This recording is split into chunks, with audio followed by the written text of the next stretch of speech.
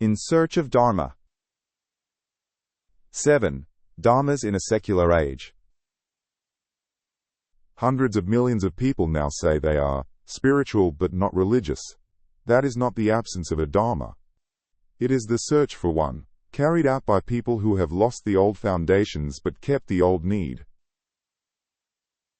There is a kind of person nearly everyone now knows, and many of us have been. She left the religion she was raised in, or was never really given one, and she does not believe in much that she cannot see. But she is not empty, and she is not satisfied. So she has assembled something. A little yoga, for the body and for whatever the body seems to know. A meditation app on her phone, 10 minutes most mornings, its closing bell followed at once by the notifications waiting behind it. A book of Stoic sayings on the nightstand, a few wise voices in her headphones on the commute, some hard-won vocabulary from therapy, perhaps a quiet practice of gratitude she would feel slightly embarrassed to describe. She has not joined anything. She has built a private patchwork, stitched together from half a dozen traditions she does not formally belong to, and she lives by it as best she can. There are now a vast number of these people, and the surveys have a name for them: the nones, the religiously unaffiliated. Theirs is the category that grew faster than any other in the Western world, across the 2 decades to about 2020, in the US, from 16% of adults in 2007 to roughly 29% by 2024, before its rise leveled off. The usual way to read them is as a story of decline, the slow draining away of religion, leaving behind a thin consumer spirituality, a supermarket of the self where lonely people push trolleys past the incense and the self-help. I read them differently. The spiritual, but not religious seeker, is not the absence of a Dharma. It is the search for one, conducted in the hardest possible conditions, by someone who has inherited the deep human need to hold a life together, but has lost every one of the old foundations on which a Dharma used to be built. The old Dharmas, with all their captures and cages, were made for a world that is gone, the world of the village and the empire, and the believing crowd. For hundreds of millions of people, the gods have fallen silent, and the village has become the internet. So the question now is whether a Dharma can survive that loss at all. Can there be a real one, a binding one, a transforming one, without the foundations on which every previous Dharma stood? 3 things a Dharma used to get for free. To answer that, we have to be specific about what those lost foundations actually did, because faith is too vague. A traditional religious Dharma got 3 things, more or less for free, that a secular one has to find some other way to earn. Free, that is, to the person born inside it. The tradition itself paid for them continuously, in institutions and labor and discipline, and in no small amount of exclusion and coercion. The inheritance was free. The estate never was. The first was grounding, a reason its commands were binding rather than merely optional, usually a commanding God who made "thou shalt" into law rather than a preference. The second was installation, the whole apparatus of ritual, sacred ordeal and tight community, anchored to unfalsifiable belief, that drove a Dharma down into people until it ran their lives. And the third was simply a world that cooperated, a slow, face-to-face, information-poor world, in which the main obstacle to living well was your own untrained heart. A secular Dharma in the 21st century has lost all 3. It has no divine lawgiver, a frayed and improvised apparatus, and a new world that, far from being indifferent to the holding together a Dharma does, is actively engineered against it. Before testing whether that loss can be survived, the frame itself has to stand trial, because the story I have just told has a name, and the philosopher whose title this part borrows spent 900 pages arguing against it. Charles Taylor calls accounts like mine subtraction stories, tales in which modernity is simply what remains once human beings have lost or sloughed off or liberated themselves from the old confining illusions. His objection is not a quibble. Western secularity, he argues, is the fruit of new inventions, newly constructed self-understandings and related practices. Not an emptiness left by religion's retreat, but a new positive built condition, whose signature invention is what he calls exclusive humanism, the first widely available way of living, oriented entirely within this world. The anthropologist Taylor and Asad presses the same point from another flank. The secular is not the neutral ground left when the gods withdraw, it is a constructed formation with a history of its own. If they are right, and I think they are, then my talk of silence and loss is the believer's eye view of something that looks, from the other side, like a construction site. This does not weaken my argument, I think it completes it. The secular age is a crowded workshop of new dharmas, exclusive humanism first among them, the proliferating nova of options Taylor describes, and the workshop is exactly where the whole of the next part takes place. But Taylor sharpens the problem too, in a way my subtraction telling actually understated. In the old world, the 3 free gifts went to whoever was born inside the Dharma. In the secular age, Taylor argues, every position, belief and unbelief alike is held as one option among others, contested, fragile, reflectively chosen. Which means the believer has lost the free gifts as well. Nobody now inherits grounding, installation, and a cooperating world. Every Dharma in the Nova, religious or secular, has to earn all 3 the hard way. The tests that follow are therefore not the secular Dharma's special burden. They are the entrance exam every Dharma now sits, and the secular candidate merely sits it without notes. Can it bind? Grounding is the objection the believer presses hardest, and the question part 1 raised.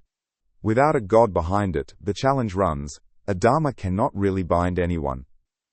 Thou shalt not needs a lawgiver, remove the divine legislator, and all our fine moral language collapses into, I would rather people didn't. The philosopher Elizabeth Anscombe put it in sharp terms, the whole vocabulary of moral obligation, of what one ought and must do, is the wreckage of a system that assumed a divine law. And it becomes literally incoherent once the lawgiver is gone, leaving only preferences dressed up as duties. It is a serious challenge, and the answer comes in 2 moves, the first of which, part 1, named and left standing. Plato's old trap, the Euthyphro question, is a thing good because God commands it, or does God command it because it is good? Take the first horn, and morality is arbitrary, a divine whim. Take the second, and the goodness was already there, independent, for God to recognize, so God is not its source after all. Either way, the divine command was never really doing the grounding work it advertised itself as doing. The believer who feels she stands on bedrock, and pities the secularist standing on sand, has mistaken the view. She was never on bedrock either. The second move is harder, and it cuts against everyone, the believer and the secularist and the scientist alike. There is an old problem, sometimes called the trilemma, about any attempt to justify something all the way down. Every chain of but why must end in one of 3 places, an infinite regress, a circle, or simply a place to stop and plant your feet. There is no exception. No system of ethics, religious, secular or scientific, has ever reached genuine bedrock, because there is no bedrock to reach. The demand for an ultimate, unanswerable foundation is a demand that nothing in human life can meet. And once that is seen, the challenge to secular dharmas loses its force, because it was holding the secularist to a standard the believer never met either. The honest question was never, is it grounded all the way down, since nothing is. It is it grounded well enough to live by, and how? And to that question a secular dharma has real answers, just not cosmic ones. It can ground its claim on us in the brute fact that we are the kind of creature to whom things already matter, who cannot, except by damage, stop caring about suffering, our own and others. It can ground it in what the philosopher Philippa Foot called natural goodness, the thought that for a living thing of a particular kind, there is a recognizable shape to flourishing, the way there is for an oak or a wolf. Cruelty and cowardice are defects in a human life as real as blight in a tree. It can ground it in the moral sentiments we are simply built with, the empathy and the sense of fairness that make another's pain register in us whether we consent or not. None of these is a thunderbolt from heaven. Each is enough to live by. The binding they produce is real, but it is a different shape of binding than the commandment. It is internal, rather than imposed, conditional, rather than absolute, a matter of, if we would live well with others, then, rather than thou shalt, or else. That conditional, this worldly binding may be the only kind there ever was. The commandment-shaped certainty the believer mourns was, perhaps, always a story we told about a binding that actually came from the same place the secularists does, the fact that we are an animal to whom it matters how we live. That conditional shape is easy to mistake for weakness. To say a Dharma binds you only if you would live well, is not to say it binds you feebly. Compare the rules of health. They are not handed down from the sky, they simply hold conditionally, for any creature that wants to go on living. If you would not sicken, then eat and move and sleep in roughly these ways. Nobody calls the laws of nutrition flimsy for being conditional on wanting to live. The Dharmic ought works the same way, and it binds with real force on anyone who has not somehow opted out of caring how their one life goes, which is to say on very nearly everyone alive. The hardest version of the grounding objection, though, comes not from the believer, but from inside the godless camp. Friedrich Nietzsche agreed entirely that the divine ground was an illusion, and drew the opposite conclusion from the one this part has been building. When the belief goes, he argued, the morality raised on it must eventually follow. The secular moralists of his day had rid themselves of the Christian God, while clinging all the harder to Christian morality, not seeing that a faith is a whole thought out together, so that breaking out the God breaks the rest. On his diagnosis, the very things a secular ethic keeps, compassion, the priority of suffering, care for the weak, are not self-evident truths but inherited residue, a pity, morality running on borrowed authority. He even jeered that Europe's spreading religion of sympathy was heading toward a European Buddhism. The taunt lands close to home, and it deserves a straight answer rather than a wince. The answer is the one this book has been assembling since Part 2. Care is not the residue of any creed. The mattering, the empathy, the fairness sense, are older than every scripture that later claimed them, the evolved endowment of a cooperative animal, which the creeds inherited and codified rather than invented. Nietzsche is owed one concession, and it is a real one. He is right that the content cannot simply be kept on as obvious. It must be defended positively on its own this worldly ground. And a Dharma can add an answer here that is peculiarly its own. It does not finally rest its authority on an argument you could win or lose in a debate. It rests it on an invitation. Come and see. The old Buddhist word is ehipassiko, and what it asks for is your experiment. Live this way, it says, actually do the practice, and watch what happens to your own suffering, and to the suffering of the people around you.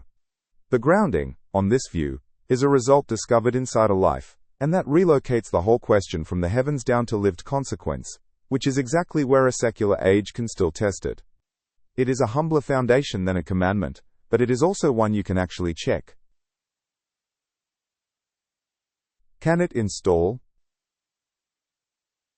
Grounding, though, is the easier of the two philosophical problems, and the one secular dharmas worry about too much. The harder one is installation, and it is where most of them fail.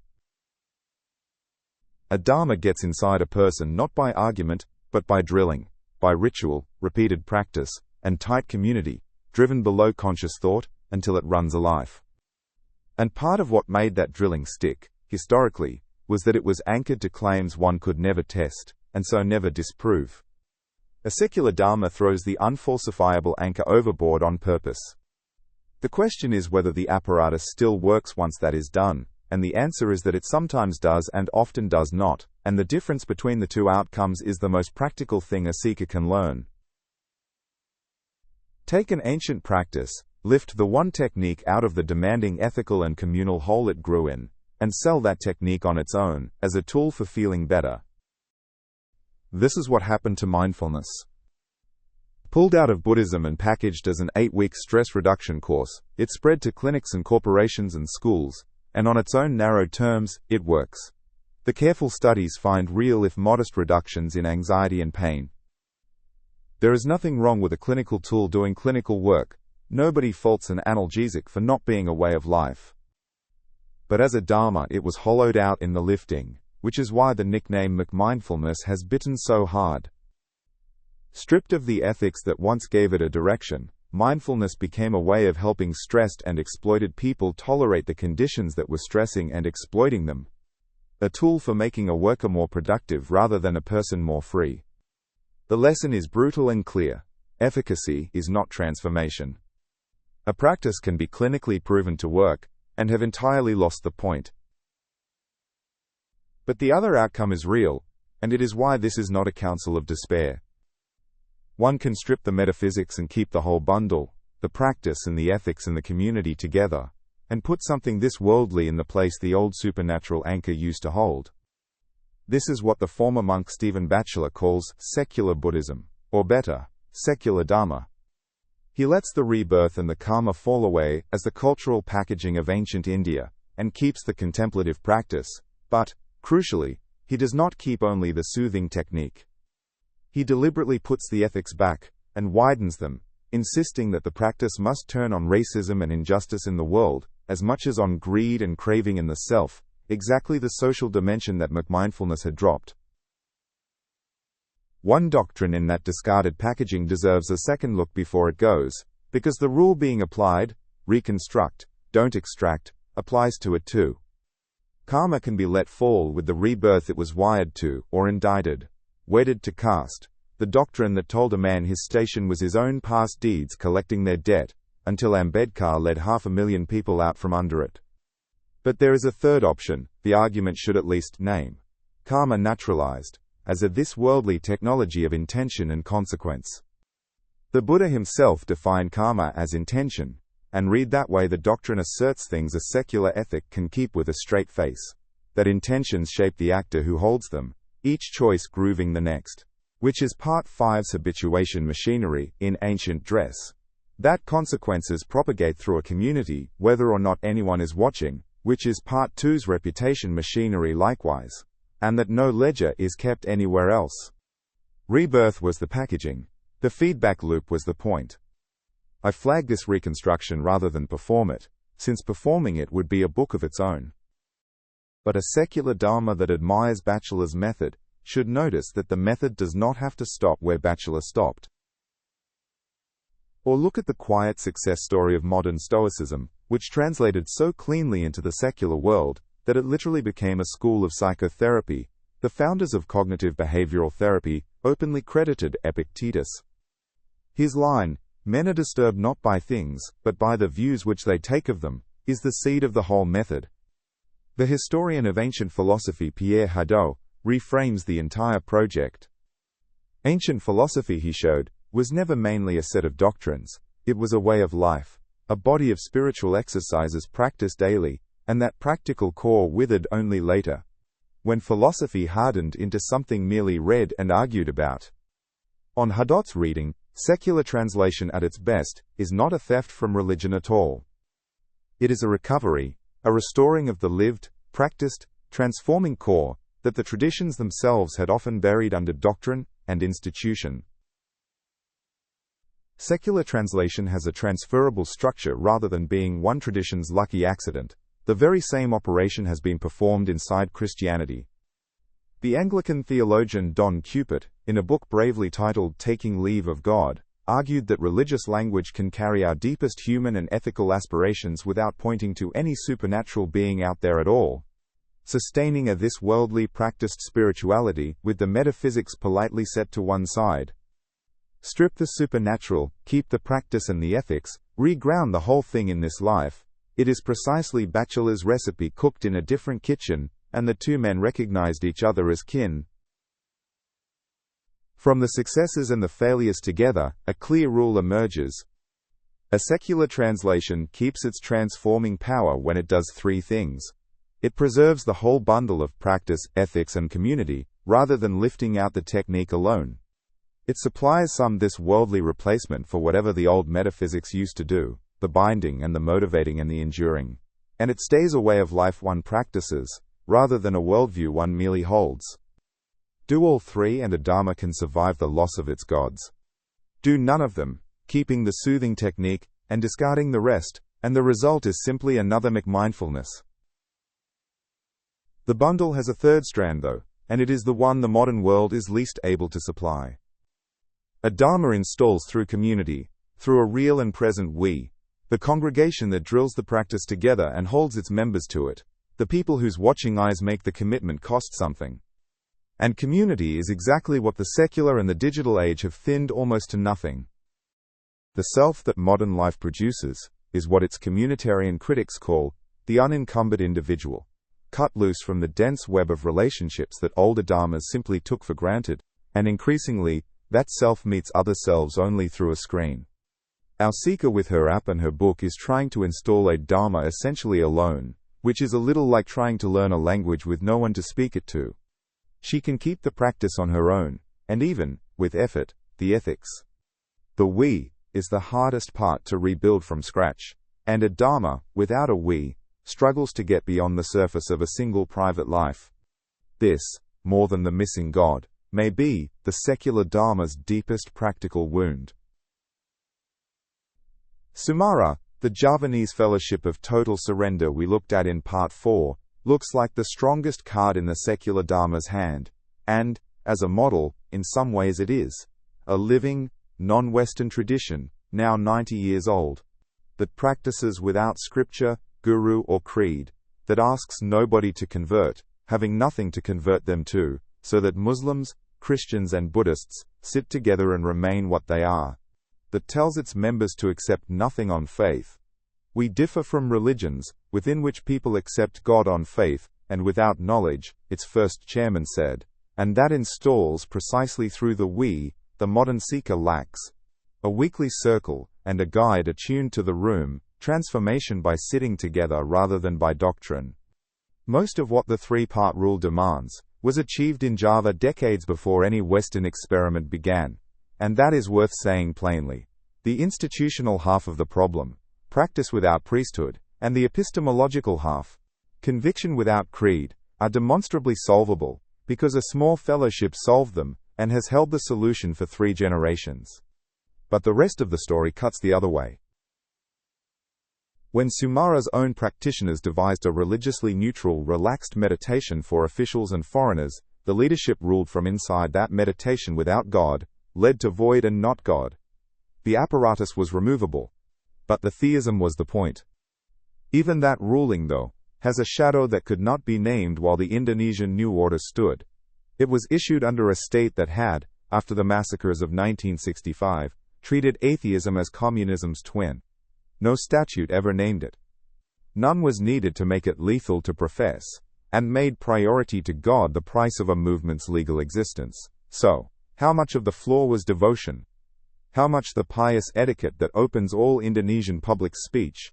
And how much survival is a question the record can no longer answer? The secular feeling Sumarah that Western practitioners sit in today exists because the translation was performed in transit, by the receivers. A great deal, it turns out, can be stripped from a Dharma, and the practice survive. What no tradition has yet shown, from the inside, is the removal of its own God. That operation, so far, has always been done by someone else, somewhere downstream, and Sumarah, for 3 decades, was not even free to try. The proof of concept is real, and it is not ours. The hard part is still ours to do. So can a secular Dharma install? The verdict is, sometimes, if it keeps the whole bundle, and works hard to replace what the gods used to supply. The secular experiments are real but young, and we should be suspicious of how readily the people running them, this project among them, declare their own success. But the failure mode and the success mode are now clear enough to steer by, and that is not nothing. The new terrain. Suppose, though, that both problems were solved, that a secular Dharma could be both grounded and installed. It would still have to do its work in a world unlike any a Dharma has faced before, and this is the part that is genuinely new under the sun.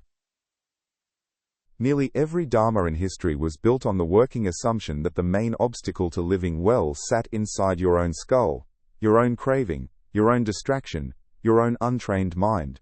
The contemplative traditions were, accordingly, technologies for disciplining attention against an inner enemy.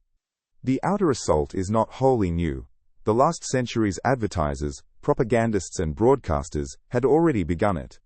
What is new, and only about 20 years old, is an apparatus that is personalized, ubiquitous, and self-improving, one that learns each mind's particular weaknesses, individually and in real time, and gets better at exploiting them with every use.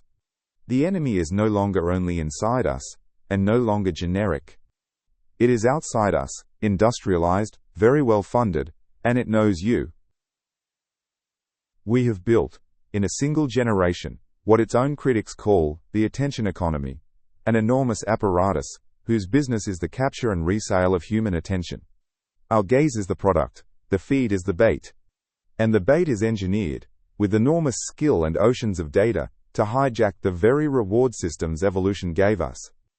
In the psychologist Mark Van Vude's description, social media is a supernormal stimulus, an exaggerated cue that feeds our ancient hunger for connection far more cheaply and intensely than real life ever could. The way junk food hijacks a palate evolved for scarce sugar and fat. We have, he notes bleakly, no natural defenses against it. James Williams, who left a career inside Google's advertising machine to study what it does to us, puts the stakes exactly. These systems are not neutral tools, but engines for redirecting people away from their wills, from what they actually, reflectively, want their lives to be. A Dharma's oldest and deepest job was to hold a human life together, to gather a scattered self around what matters. The attention economy is, almost precisely, a machine built for the opposite purpose: to scatter the self, to shatter attention into sellable fragments, to keep us reactive and outraged, and never quite still.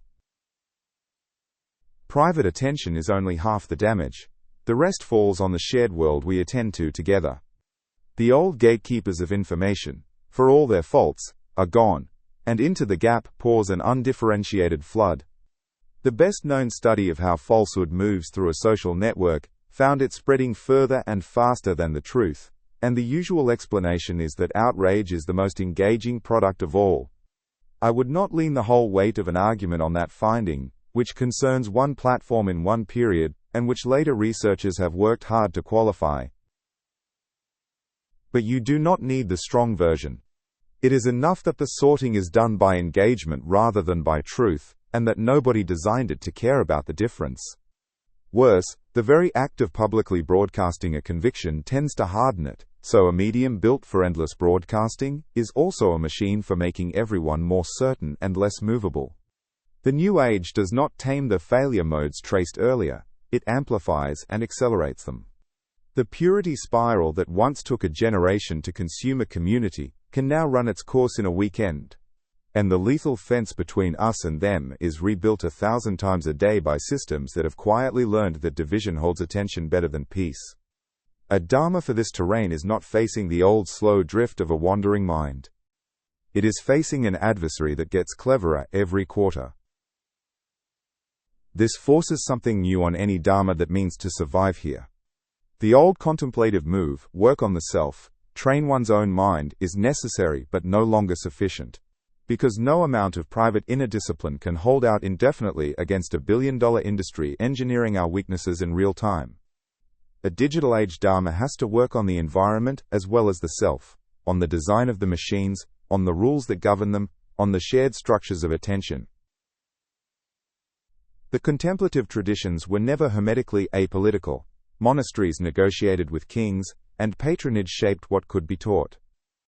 But no path before this one had to treat the design of the surrounding attention environment as itself a matter of practice, and that political and collective register is now central rather than marginal.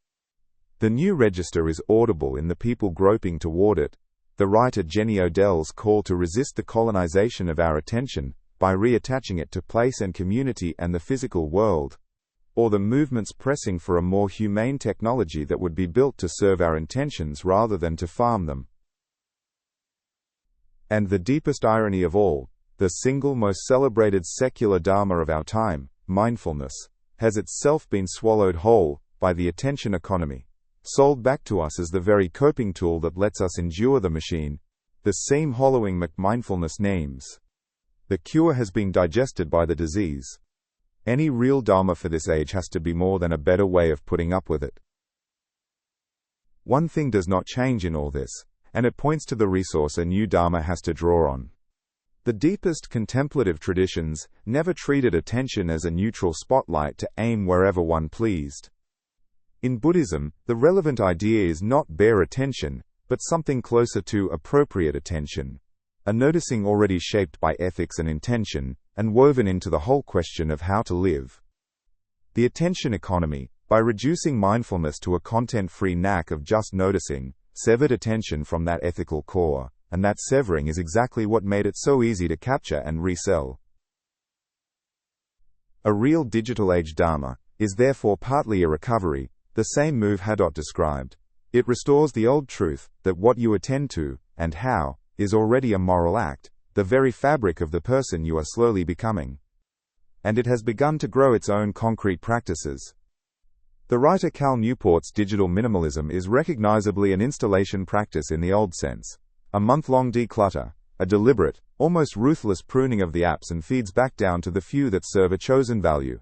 A ritual of subtraction meant to retrain a scattered attention until focus becomes once again a settled disposition rather than a daily losing fight. The shape of the question changes. The inherited dharmas are fraying, and most of them were made for a world that is gone. The secular replacements can perhaps be grounded, though only in the quieter conditional way that may be the only grounding there ever was. And they can perhaps be installed, though the apparatus is improvised, and the evidence is young. And they must do their work on terrain more hostile to the gathering of a self than anything in human history. That is a daunting tally. But the seeker we started with, the one with the yoga and the app and the book of Stoic sayings, looks different now. She is not a symptom of decline. She is doing, alone and clumsily, and mostly without help, the most ancient human work there is, trying to assemble, out of the materials at hand, a Dharma she can live by. The patchwork is construction, under the worst conditions in which the work has ever been attempted. And that recognition changes the very shape of the question we have been asking all along. For all of human history before now, the question a person faced was, which of the inherited dharmas is the true one, and how do I submit myself to it? One was born onto a path, and the task was to walk it. But the seeker cannot ask that question anymore, and she knows it. So the question is mutating, in her hands and in ours, into something no previous age could quite bring itself to ask out loud. Not which dharma do I receive, but, can we build a better one, knowing exactly what we are doing, on purpose? That is a vertiginous question. It is also the most dangerous question there is, because the instant one says out loud that dharmas can be built, the terrible follow-ups arrive. Built by whom, for whom, toward what end, and what gets crushed in the building? And we are being made to ask it, at the most demanding moment imaginable, on a planet in crisis, that may need some shared ethic to survive at all, and on the eve of building machines that may soon think, into which someone, somewhere, is already preparing to pour an ethic of their own. We have come at last, to the making of dharmas. That is part 8.